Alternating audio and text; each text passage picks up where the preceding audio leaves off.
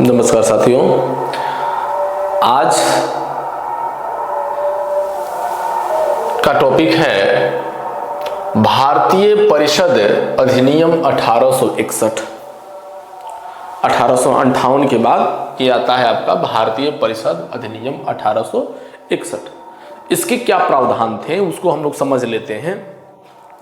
इसके प्रावधान में अगर हम लोग देखें तो कह सकते हैं कि भारतीय परिषद अधिनियम 1861 इस परिषद के कार्यकारी कार्यों के लिए, यानी कार्यकारी कार्यों के लिए जिसमें उस समय 4 सदस्य थे 1858 में, इसमें क्या किया गया कि एक 5वां सदस्य जोड़ दिया गया और कहा जाए कि इन 5वां सदस्य को कहा जाए कि गृह, सैन्य, कानून, राजस्व और वित्त के लिए 5 सदस्य थे।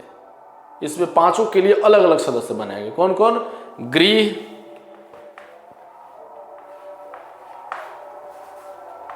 सैन्य, वित्त और राजस्व की बात करें, राजस्व, गृह, सैन्य, वित्त और राजस्व और कानून, इसके लिए अलग अलग सदस्य नियुक्त किए गए। 5 सदस्य नियुक्त किए गए। सार्वजनिक तौर तरीके पर कहा जाए कि सार्वजनिक कार्यों के लिए एक 6ठा सदस्य भी जोड़ा गया। कब? 1874 में 6ठा सदस्य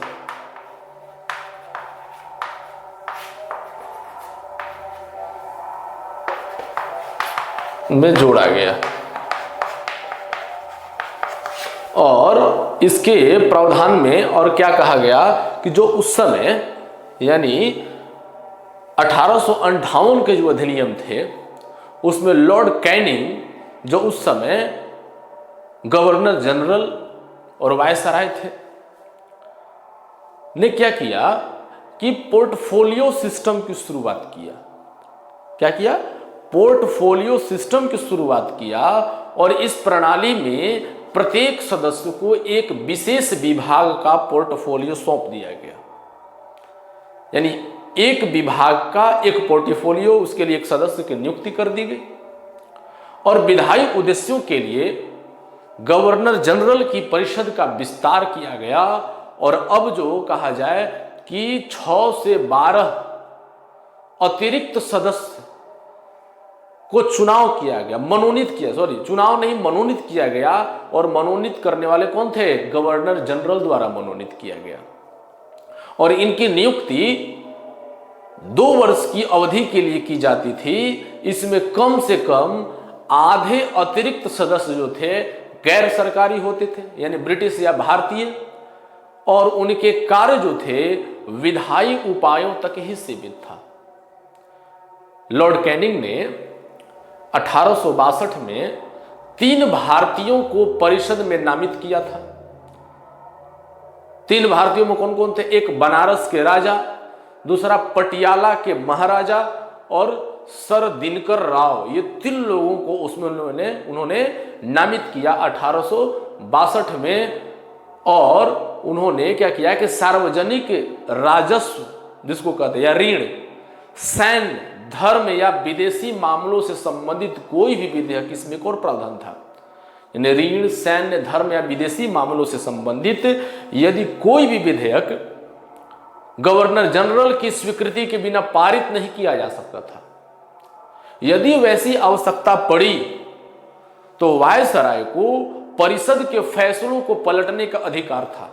यानी परिषद ने मिलकर के जो फैसला किया है, वायसराय यानी कैनिंग के पास वो पावर था कि उस फैसले को वो पलट दे। गवर्नर जनरल को आपातकाल के दौरान, यानी जब आपातकाल की स्थिति आ सकती है, आ जाती है, उसके दौरान परिषद की सहमति के बिना भी अध्यादेश जारी करने का अधिकार दे दिया गया।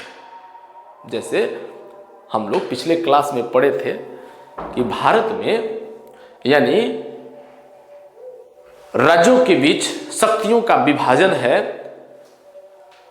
लोगों को मौलिक अधिकार प्राप्त है, लेकिन आपातकाल के दौरान कोई ऐसी विषम परिस्थिति बनती है तो उस स्थिति में मौलिक अधिकार समाप्त हो जाते हैं, राज्य का भी पावर समाप्त हो जाता है। वैसी आपातकाल की स्थिति में पूरा का पूरा पावर केंद्र में चला जाता है। लगभग बात एक ही बन रही है यहाँ पे, अगर देखा जाए मिला जुला करके, कि गवर्नर जनरल को आपातकाल के दौरान यहाँ पर क्या था, परिषद की सहमति के बिना भी अध्यादेश जारी करने का अधिकार दे दिया गया था।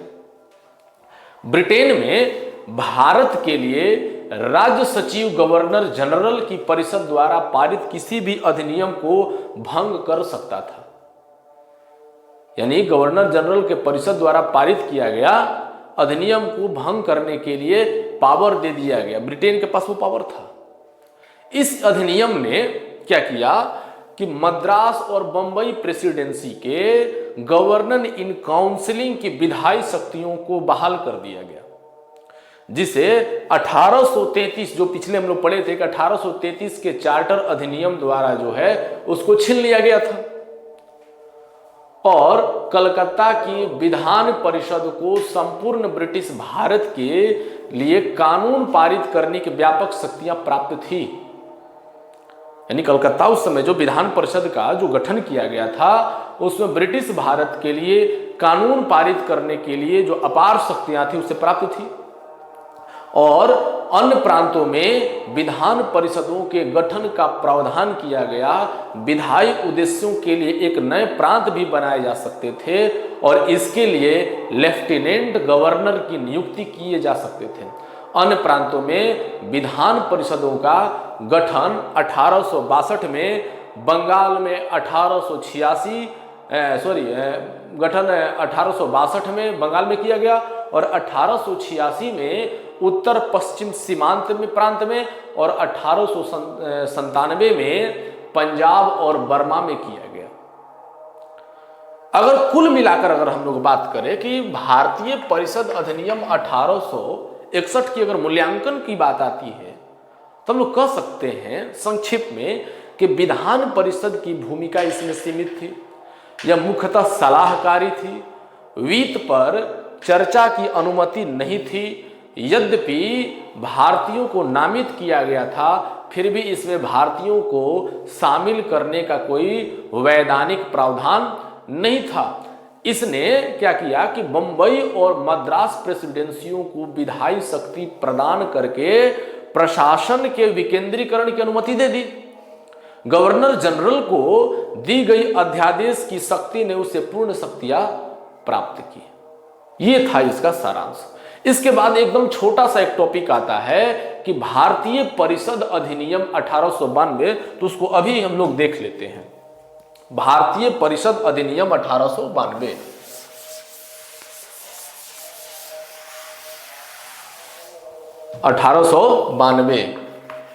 इसमें क्या था, इस प्रावधान में कहा गया कि बहुत विशेष बातें इसमें नहीं थी। इसमें था क्या, इस अधिनियम के द्वारा, ये जो 92 का जो अधिनियम आया, इस अधिनियम के द्वारा गैर सरकारी सदस्यों यानी केंद्रीय विधानमंडल की संख्या बढ़ा करके कम से कम 10 और अधिकतम 16 की गई। किसकी संख्या? केंद्रीय विधानमंडल के सदस्यों की संख्या। केंद्रीय विधानमंडल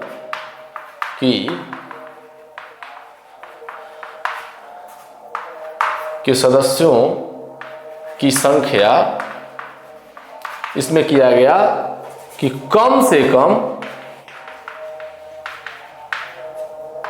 10 और अधिकतम 16 की गई। इस अधिनियम के अंतर्गत विधानमंडल के सदस्यों को प्रश्न पूछने व बजट पर चर्चा करने का अधिकार दे दिया गया, जो पहले नहीं था। इस प्रकार कुल मिलाकर हम लोग समझ सकते हैं कि यह अधिनियम मूल रूप से संशोधनात्मक थे, यानी कि इसमें संशोधन करना बहुत बड़ी बात नहीं थी। इसमें संशोधन किया गया था, इसमें बहुत ज्यादा बदलाव नहीं हुआ, जो पिछले थे उसी में संशोधन किया गया। इस अधिनियम की सबसे महत्वपूर्ण बात यह थी, हमेशा ध्यान में रखेंगे इस चीज को, कि इसने पहली बार चुनाव का उल्लेख किया। यानी अब तक जितने भी अधिनियम आए, चार्टर, रेगुलेटिंग एक्ट, सब कुछ आए, उसमें चुनाव का उल्लेख कहीं नहीं किया गया था। लेकिन इसमें चुनाव का उल्लेख किया गया, लेकिन चुनाव शब्द से परहेज किया गया है। चुनाव का उल्लेख हुआ, ध्यान रखिएगा,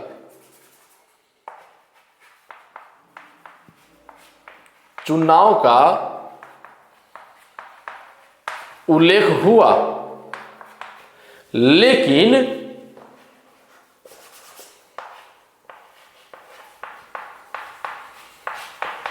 इस चुनाव शब्द से परहेज किया गया।